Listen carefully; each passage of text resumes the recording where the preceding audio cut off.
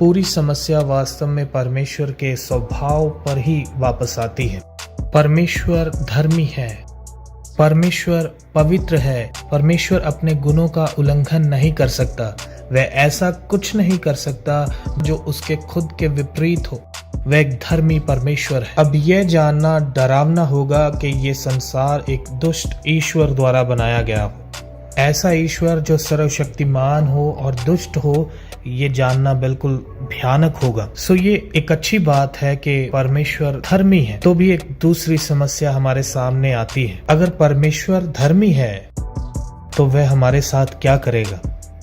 मैं इसके बारे में आपको खोलकर बताता हूँ। कुछ साल पहले मैं यूरोप में था और मैं एक यूनिवर्सिटी में प्रचार करने के लिए गया था और मुझे पता था कि वहाँ का जो भीड़ है वे सब मेरे विरोध में होंगे। उन सभी को यह विचार था कि यह सामाजिक डायनासोर कुछ नियमों आधारित प्रकार के संदेश के साथ आने वाला था और उन्हें बताएगा कि वे सभी पापी हैं। इसलिए जब मैं स्टेज पर गया, मैं सच में बहुत प्रार्थना कर रहा था कि प्रभु कृपया मेरी मदद करे, और मुझे एहसास हुआ कि परमेश्वर ने मुझे बुद्धि दिया।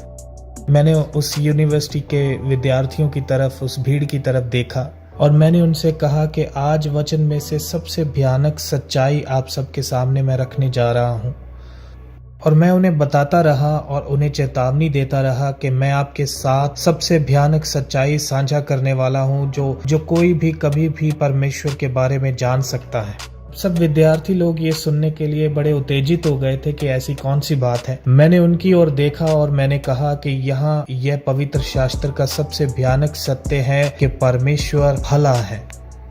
अब उसी क्षण वे सब हंसने लगे, फड़फड़ाने लगे और वे सब सोच रहे थे कि क्या समस्या है। उनमें से कुछ की आवाज भी आई, परमेश्वर के भले होने में क्या समस्या है। और मैंने उनको उत्तर दिया कि ये बात जानना बहुत ही भयानक है कि परमेश्वर भला है क्योंकि हम बुरे हैं। तो भला परमेश्वर हम पापियों जैसे लोगों के साथ क्या करता है? हमने परमेश्वर के खिलाफ पाप किया, हमने एक दूसरे के खिलाफ पाप किया, हमने प्रकृति के खिलाफ पाप किया और हमने हर चीज के खिलाफ पाप किया है। सारी सृष्टि हमें दोषी ठहराती है। अगर परमेश्वर सच में धर्मी है तो परमेश्वर हमारे साथ क्या करेगा? यदि एक न्यायी परमेश्वर दुष्ट को क्षमा करता है तो वह धर्मी नहीं रहता। यदि कोई पवित्र परमेश्वर दुष्ट को अपने पास बुलाता है कि वह उसके साथ संगति करे तो वह पवित्र परमेश्वर ना हुआ। तो बाइबल का सबसे बड़ा सवाल यह है कि एक धर्मी परमेश्वर दुष्टों को कैसे क्षमा करता है और फिर भी न्यायी रहता है? कैसे वह पवित्र परमेश्वर दुष्टों को अपने साथ संगति में बुलाता है और फिर भी पवित्र रहता है? और इसका जवाब हमें मिलता है मसीह यीशु की सलीब में।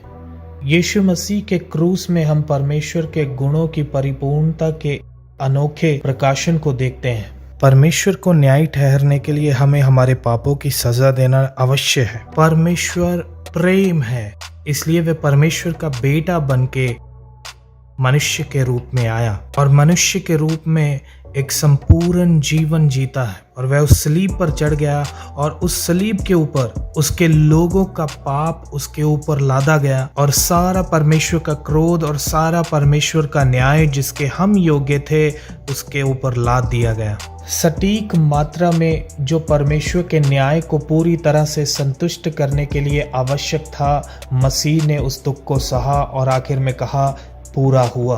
इसका मतलब यह है कि उसने वही किया जो परमेश्वर के न्याय को संतुष्ट करने के लिए आवश्यक था। उसने पूरी कीमत चुकाई।